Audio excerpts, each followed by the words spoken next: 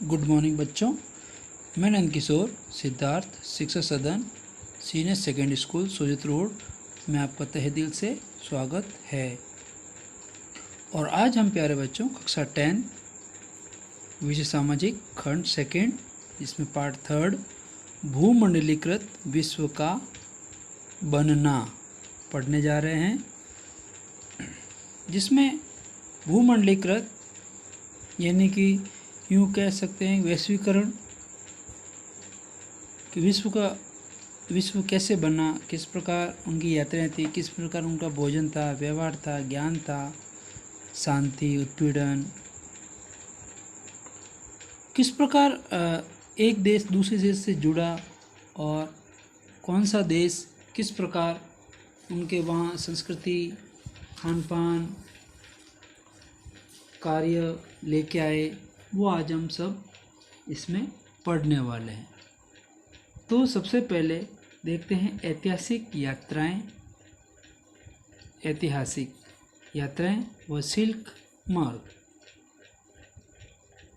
प्राचीन काल से ही यात्री, व्यापारी, पुजारी, तीर्थयात्री ज्ञान, आध्यात्मिक शांति के लिए अथवा उत्पीड़न या यातनापूर्ण जीवन से बचने के लिए दूर दूर की यात्राओं पर जाते थे लोग। देखिए प्यारे बच्चों, प्राचीन समय से ही यात्री एक स्थान से दूसरे स्थान पर जाते, कुछ खोजी प्रवृत्ति के थे, कई व्यक्तियों को जानकारी लेने की बड़ी उत्सुकता रहती थी, कई लोग व्यापार करने के लिए घोड़ों से ये पैदल इस प्रकार की यात्रा करने के लिए वो जाते थे। कई लोग दूर की यात्रा करते थे, कई लोग वहाँ पुजारी कार्य भी करते थे, कई लोग तीर्थ यात्रा करने भी जाते थे। तो वहाँ के अलग अलग राजनीतिक, सामाजिक, आर्थिक, सांस्कृतिक ज्ञान के बारे में वो खोज करते थे। और कई लोग एक स्थान से दूसरे स्थान पे कोई कष्टपूर्ण या दुख पर जीवन होता तो उससे बचने के लिए दूर दूर की यात्राएं भी करते थे। प्राचीन काल में विश्व के दूरस्थ स्थित भागों के मध्य व्यापारिक या सांस्कृतिक संपर्कों का सबसे जीवंत उदाहरण सिल्क मार्गों के रूप में दिखाई देना। विश्व के दूरस्थ स्थानों के मध्य व्यापारिक और सांस्कृतिक जो संपर्क था उसका सबसे जीवंत उदाहरण जो आज भी हमें देखने को मिलता है वो है सिल्क रूट। अब सिल्क रूट क्या है वो देखेंगे,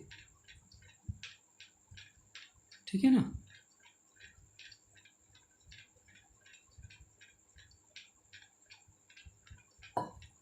सिल्क रूट नाम से पश्चिम को भेजे जाने वाले चीनी रेशम। सिल्क रूट क्या है कि सिल्क मार्ग से,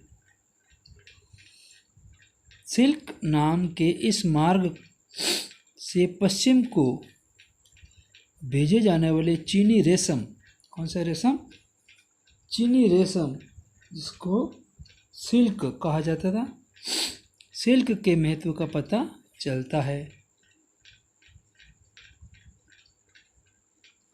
सिल्क मार्ग एशिया के विशाल भूभागों को एक दूसरे से जोड़ने के साथ ही एशिया को यूरोप या उत्तरी अफ्रीका से भी जोड़ते थे। जो सिल्क रूट था, ये सिल्क मार्ग था जिसे चीनी रेशम कहते हैं। एक तो एशिया सबसे बड़ा महाद्वीप था, एशिया, यूरोप और उत्तरी अफ्रीका को एक दूसरे से जोड़ते थे, ठीक है ना। तब देखिए भोज्य पदार्थ की यात्रा। अब इसमें जो खाद्य सामग्री थी वो भी कई प्रकार से थी। खाद्य पदार्थों की यात्रा खाद्य पदार्थों से हमें दूर देशों के मध्य सांस्कृतिक आदान प्रदान के बहुत से उदाहरणों का पता चलता है। माना जाता है कि नूडल्स, आजकल के बच्चे जो नूडल्स वगैरह खाते हैं वो कहाँ से प्राप्त हुए। वो देखिए, नूडल्स को यात्री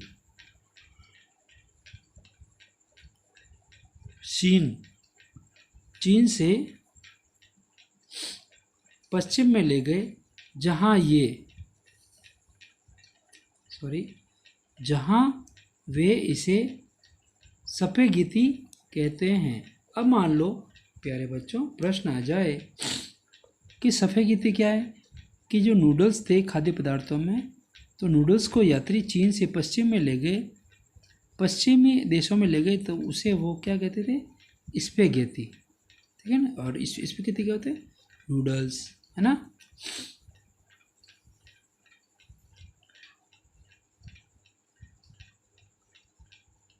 तो देखिए, लगभग 500 वर्ष पूर्व, कितने वर्ष पूर्व, 500 वर्ष पूर्व आलू, सोयाबीन, मूंगफली, मक्का, जिसे अपन कॉर्न कहते हैं, कॉर्न, टमाटर, मिर्च, शकरकंद आदि के बारे में भारतीय क्या करते थे, नहीं जानते थे। भारतीय किन किन के बारे में नहीं जानते थे, आलू, सोया, मूंगफली, मक्का, टमाटर, मिर्च, शकरकंद आदि के बारे में भारतीय लोग नहीं जानते थे। ये समस्त खाद्य पदार्थ अमेरिकी इंडियनों से हमारे पास आए थे, है ना, ठीक है।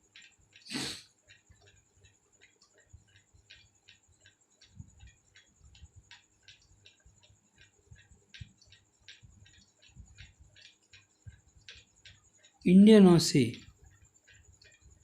हमारे पास आए थे, ठीक है, हमारे पास आए थे। किससे आए थे, अमेरिकी इंडियनों से, ठीक है। अब देखिए आगे, कौड़ियाँ। प्राचीन काल में पैसे या मुद्रा के रूप में इस्तेमाल की जाने वाली वस्तुओं को कौड़ियाँ कहा जाता है। अब देखिए, गिरमिटिया मजदूर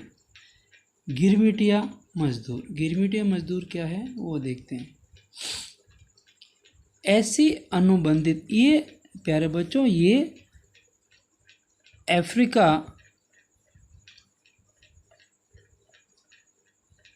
अफ्रीका में मजदूरी करते थे। कहाँ करते थे, अफ्रीका में मजदूरी करते थे, इधर केन्या, वेस्ट इंडीज वगैरह, है ना।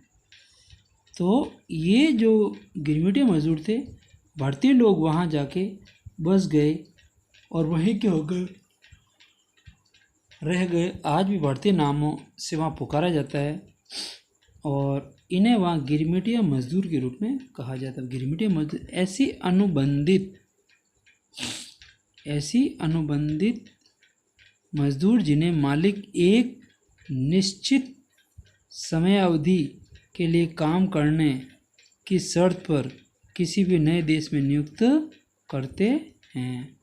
अनुबंधित मजदूर जिन्हें मालिक एक निश्चित समय होता है कि इस समय से यहाँ तक आपको यहाँ काम करना है, और इसी शर्त पे किसी भी नए देश में उन्हें नियुक्त कर देते हैं, वो गिरमिटिया मजदूर कहलाते हैं। वीटो क्या है वो देखते हैं प्यारे बच्चों।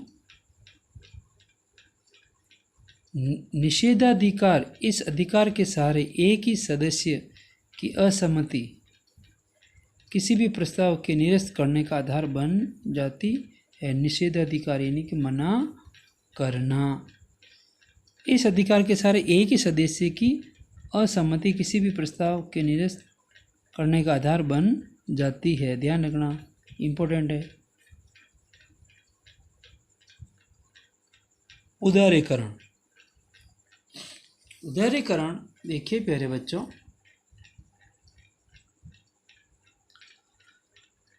सरकार द्वारा लगाए गए प्रत्यक्ष अथवा भौतिक नियंत्रण से अर्थव्यवस्था की मुक्ति को उदारीकरण कहते हैं। क्या कहा कि सरकार द्वारा लगाए गए प्रत्यक्ष अथवा भौतिक नियंत्रणों से अर्थव्यवस्था की मुक्ति को उदारीकरण कहते हैं।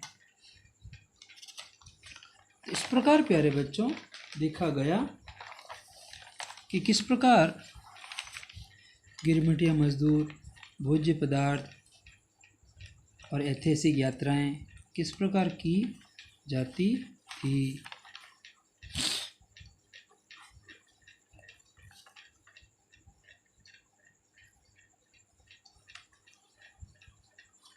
अब देखिए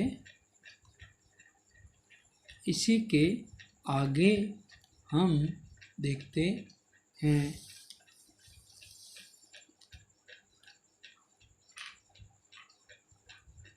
कि अफ्रीका में रिंडर पेस्ट। एक बात तो ध्यान रहे कि जो प्रथम विश्व युद्ध हुआ और द्वितीय विश्व युद्ध हुआ या किसी प्रकार की आपदा विपदा आई तो अफ्रीका में कई इस प्रकार की नई नई बीमारियां आई जिससे कि कई लोग चपेट में, पशु पक्षी और मनुष्य चपेट में आए।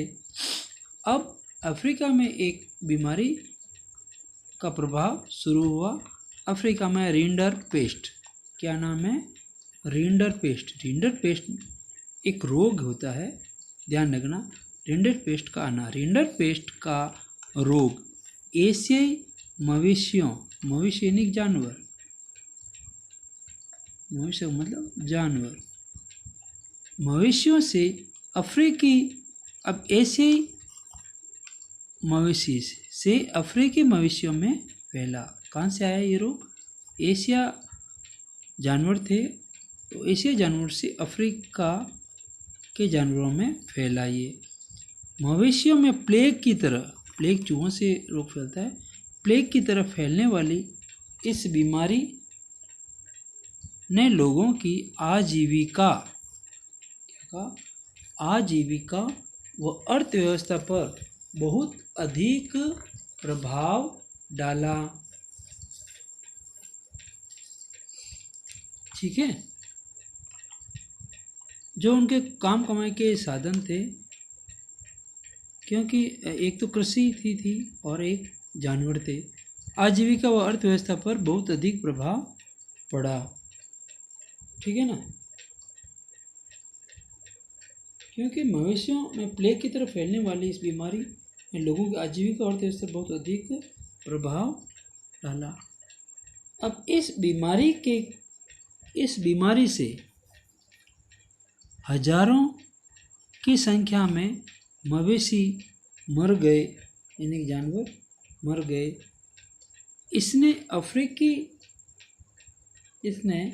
अफ्रीकी अर्थव्यवस्था को नष्ट कर दिया था, जो मवेशियों व जानवरों पर आधारित थी। ठीक है ना, जो ये इनका जो कार्य था वो जानवरों और मवेशियों, जमीन और मवेशियों पर ही आधारित थी। ठीक है ना, इससे बेरोजगारी में वृद्धि हुई। सबसे बड़ी बात तो ये है हुई, तो अफ्रीकी लोगों को यूरोपीय बागानों और खानों में काम करने के लिए बाध्य किया गया, तो वे लोग बागानों और खानों में काम करने लगे, खानों में काम करने लगे रिंडर पेस्ट के कारण। ये बीमारी रिंडर पेस्ट कहाँ से आई? एशिया मवेशियों से अफ्रीकी मवेशियों में फैली और अफ्रीका में ये प्लेग की तरह फैली, और ऐसी फैली कि कई लोगों को चपेट में लिया और उनकी जो आजीविका थी, काम कमाई के साधन थे और अर्थव्यवस्था पर बहुत अधिक प्रभाव पड़ा। इससे हजारों की संख्या में मवेशी जानवर मारे गए और अफ्रीका महाद्वीप की अर्थव्यवस्था को नष्ट कर दिया। और सबसे बड़ी बात है कि इनका जो आर्थिक जो आधार है वो मवेशियों व ज़मीन पर आधारित था। बेरोजगारी बढ़ी और इससे इतने मजबूर हो गए कि यूरोपीय बागानों व खानों में काम करने के लिए बाध्य हो गए थे। बाध्य इनको होना पड़ा, ठीक है ना। कौन लो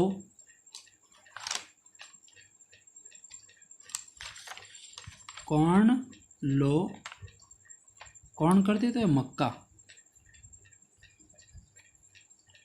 कौन लो के समाप्त करने के बारे में 5 प्रभाव। अब देखिए, पहला जो प्रभाव ब्रिटेन की सरकार द्वारा कौन लो समाप्त करने के बाद बहुत ही कम मूल्य पर खाद्य पदार्थों का आयात किया जाने लगा। उन्हें और आयात किए जाने वाली खाद्य पदार्थों की लागत ब्रिटेन में पैदा होने वाले खाद्य पदार्थों से भी कम थी। और आयात जो किए जाने वाले खाद्य पदार्थों की लागत ब्रिटेन में पैदा होने वाले खाद्य पदार्थों से भी कम थी। जो आयात किया जाने लगा खाद्य पदार्थ वो ब्रिटेन में पैदा होने वाले खाद्य पदार्थों से बहुत कम थी। ब्रिटेन के किसानों की हालत बिगड़ने लगी क्योंकि वे आयातित माल की कीमत का मुकाबला नहीं कर सके,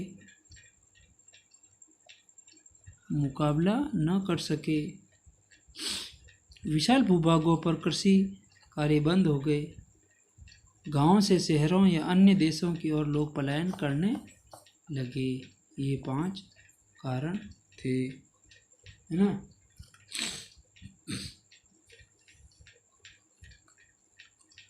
भारतीय अर्थव्यवस्था,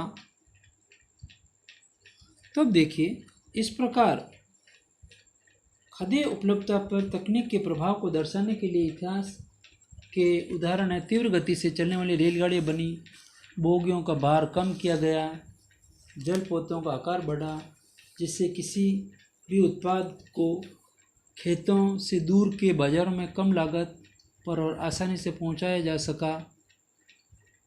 पानी के जहाज़ों में रेफ्रिजरेशन की तकनीक स्थापित होने से खाने पीने के सामानों को एक स्थान से दूसरे स्थान पर पहुंचने में आसानी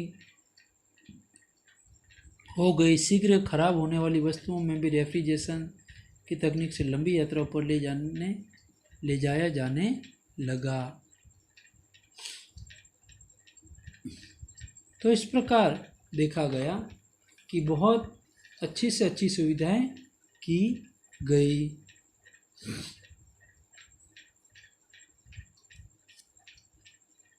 16वीं शताब्दी से पूर्व विश्व के विभिन्न देशों के मध्य व्यापार एवं अन्य प्रकार की सांस्कृतिक आदान प्रदान का अभाव था, लेकिन 16वीं शताब्दी में विश्व के विभिन्न देशों के मध्य व्यापार और सांस्कृतिक आदान प्रदान से लोगों की आवाजाही में वृद्धि हुई। इस तरह सिकुड़ने का अर्थ विश्व के विभिन्न देशों के लोगों के बीच पारस्परिक संबंधों में वृद्धि में लगाया जा सका। तो इस प्रकार 16वीं शताब्दी से ही व्यापार और सांस्कृतिक आदान प्रदान होने लगा, लोगों की आवाजाही में वृद्धि हुई और इस तरह सिकुड़ने का अर्थ विश्व के विभिन्न देशों के लोगों के बीच पारस्परिक संबंधों में वृद्धि की। ठीक है ना। तो इस प्रकार ब्रिटेन ने खाद्य पदार्थों के आयात का निर्णय लिया, इसके कारण अमेरिका और ऑस्ट्रेलिया की ओर पलायन करने वालों की संख्या बढ़ने लगी, है ना।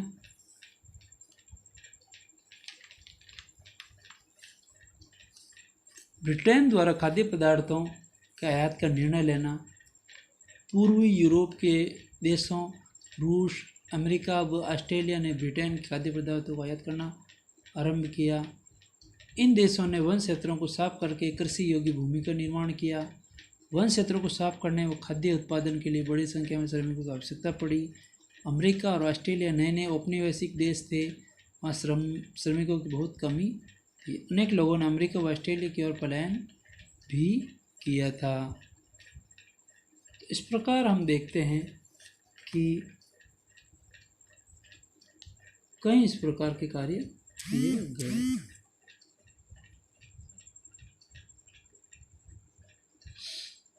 तो अब आगे देखते हैं कि भारतीय अर्थव्यवस्था पर महामंदी का प्रभाव।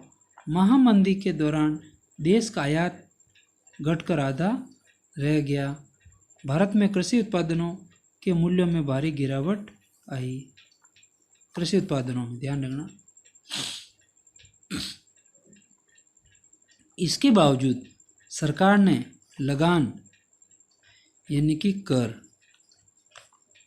वसूल में छूट नहीं दी। महामंदी का जो दौर था उसमें किसी भी प्रकार की कोई भी छूट नहीं दी गई, क्योंकि पहला सबक वृहद उत्पादन पर आधारित किसी औद्योगिक समाज को व्यापक उपभोग के बिना कायम नहीं रखा जा सकता। लेकिन व्यापक उपभोग को बनाए रखने के लिए आवश्यक था कि आमदनी काफ़ी ज़्यादा और स्थिर हो। यदि रोजगार अस्थिर होंगे तो आयात स्थिर नहीं हो सकती। स्थिर आय में पूर्ण रोजगार भी जरूरी था, लेकिन बाजार पूर्ण रोजगार की गारंटी नहीं दे सकता। कीमत, उपज और रोजगार में आने वाले उतार चढ़ावों को नियंत्रित करने के लिए सरकार का दखल जरूरी था। आर्थिक स्थिरता केवल सरकारी हस्तक्षेप के जरिए ही सुनिश्चित की जा सकती है। बाहरी दुनिया के साथ आर्थिक संबंधों के बारे में था कि पूर्ण रोजगार का लक्ष्य केवल तभी हासिल किया जा सकता है जब सरकार के पास वस्तुओं, पूंजी और श्रम की आवाजाही को नियंत्रित करने की ताकत उपलब्ध हो। ये अगर वस्तु, पूंजी और श्रम की आवाजाही को नियंत्रण नहीं किया जा सका तो लोगों को रोजगार कम मिलेगा। तो महामंदी के दौरान देश का आयात घटकर आधा रह गया और भारत में कृषि उत्पादनों के मूल्य में भारी गिरावट आई। इसके बावजूद सरकार ने लगान यानी कि कर वसूल में छूट नहीं दी। विश्व बाजार के लिए खेती करने वाले किसानों को सर्वाधिक हानि उठानी पड़ी। अब देखो, विश्व बाजार में इधर तो मंदी का दौर, और जितने भी जो मजदूर लोग थे उनको सभी युद्ध क्षेत्रों में उनको भेज दिया गया, और औरतें वगैरह जो थी वहाँ पे वो खाना बनाने लगी, वहाँ दूसरी व्यवस्था संभालने लगी। यानी कि सैनिक जो थे वो सभी वहाँ युद्ध में लगे हुए थे, और जो औरतें, बच्चे थे, बूढ़े थे, वो उनके जो घरेलू कार्य होते थे वो उनके कार्यों में लगे हुए रहते थे। और इससे मजदूरी कम होने लगी और खेतों में किसान भी नहीं रहा, और कुछ थे तो उनको सर्वाधिक नुकसान ही उठाना पड़ा। तो इस प्रकार भारतीय अर्थव्यवस्था में मंदी का दौर शुरू हो गया था। कैनाल, कॉलोनी, नहर, बस्ती।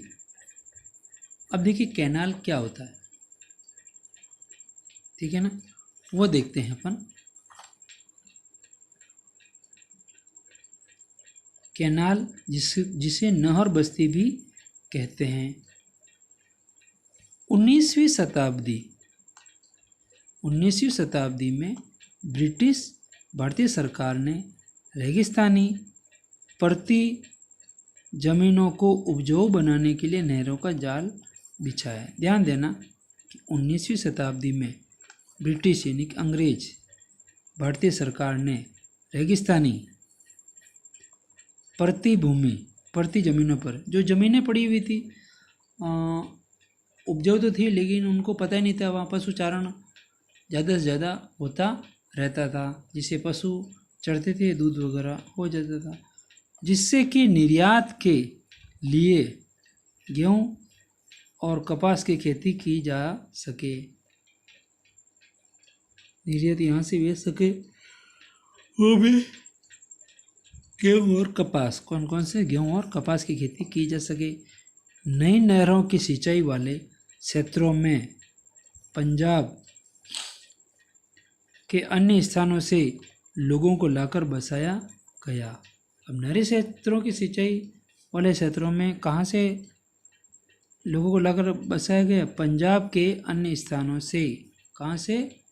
पंजाब के अन्य स्थानों से लोगों को यहाँ लाकर बसाया गया और उनकी बस्तियों को कैनाल या कैनाल कॉलोनी या नहर बस्ती भी कहा जाता है।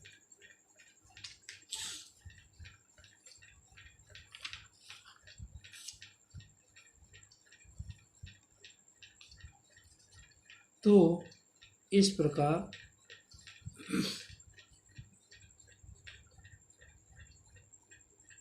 कॉर्न लॉ समाप्त करने के बाद ब्रिटेन की हालत ख़राब हो गई। अफ्रीका में रिंडरपेस्ट आने से आर्थिक मंदी शुरू हो गई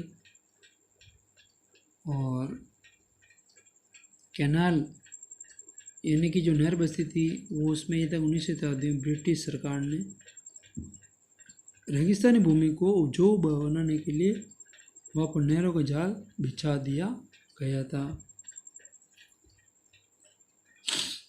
देखिए वैश्वीकरण, इसका शाब्दिक अर्थ है स्वयं की अर्थव्यवस्था।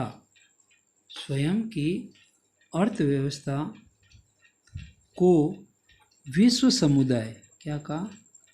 विश्व समुदाय के साथ जोड़ना क्या कहलाता है? वैश्वीकरण वह प्रक्रिया है जिसके द्वारा विश्व की विभिन्न अर्थव्यवस्थाओं का समन्वय किया जाता है। क्या कहा? किया जाता है।